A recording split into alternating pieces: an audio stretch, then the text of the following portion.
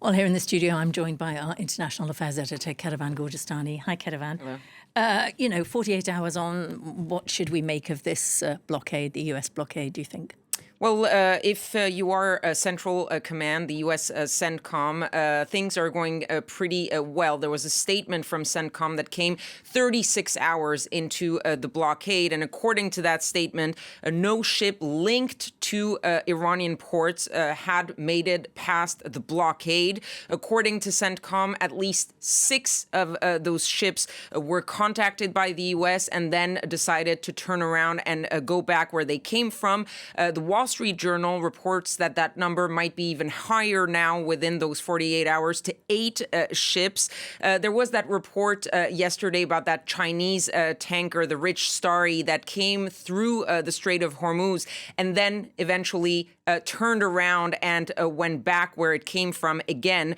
Those are the reports we're seeing. What you're seeing is that there is the deterrence of the U.S. Navy that is working in a way. We heard in the report 10,000 troops, a dozen or so warships and other assets. But where they are positioned is very important because we've talked about the possibility of seeing some ships going through the Strait of Hormuz and thinking, well, they're getting past the strait. How are they being blockaded? The issue here is that it seems that the U.S. blockade is a little bit further down the Strait of Hormuz. You see the map there in the Gulf of Oman at the entrance of the strait. That's where the Americans believe they're most effective and probably where they are the least open to attacks from the Iranians. So far, the U.S. Navy has not had to use force, at least that we know of, which means they have contacted those ships, told them you cannot come through, and those ships have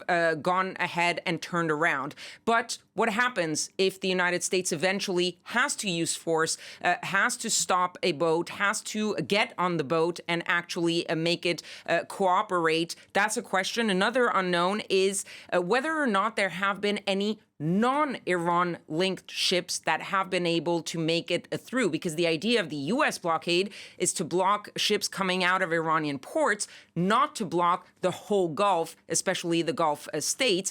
Right now, we don't really have a lot of information. We don't know if there have been any ships that have gone through. And that could be because, yes, the U.S. is blockading, but the Iranians are still a threat in the Strait of Hormuz. And you have to get through that strait in order to make it to the Gulf of Oman. And maybe some of those non-Iran linked tankers are not willing to take the risk to see whether or not Iran might be a threat.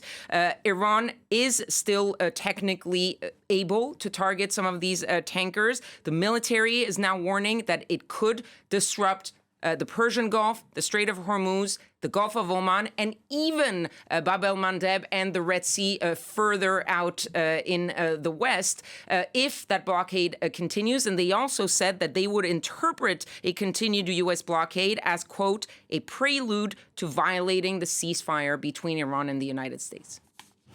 And do we know yet if it's having much impact in the point of this is to choke the Iranian economy, to cut off their oil income and any toll income? Is it having any impact? Are the US any nearer to, well, it sounds like they are nearer to talks now? Well, look, yes, that is the idea, is that you make it harder economically for the Iranians, and eventually they're going to make concessions in the talks. Right now, the Iranians are not showing any willingness to budge too much. However, the talks are possibly still ongoing. Donald Trump said that we should be on the lookout for 2 amazing days coming up without giving much information about what that meant. He also said that he thought the war could be over very soon, but he also said that he could, with the United States Army, take out Iran's bridges and Iran's power plants in an hour if he so chose to. The Iranians are saying, we are continuing to exchange messages with the Americans through the Pakistani mediators.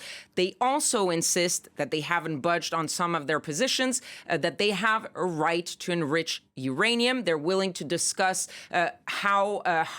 what level of enrichment they're allowed to, but they're not willing to compromise on the right to enrich uranium, which so far is a non-starter for the Americans, at least for several years. That's one of the sticking points of these negotiations. Other sticking points, we just talked about it, the Strait of Hormuz and Iran's control there, and the possibility of reparations for Iran for the war damages caused by the Americans, where the United States doesn't really want to pay up what it destroyed in Iran.